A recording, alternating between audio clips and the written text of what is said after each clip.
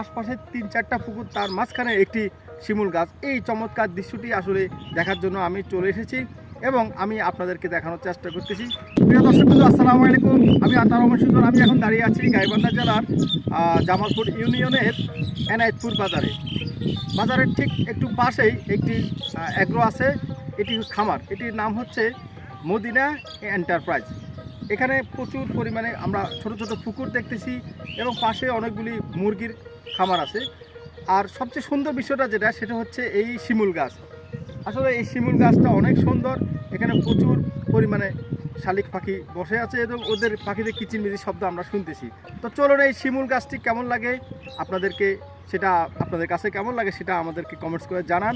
আর সবাইকেই বসন্তের শুভেচ্ছা এবং বসন্তে শিমুল ফুলের শুভেচ্ছা রইল।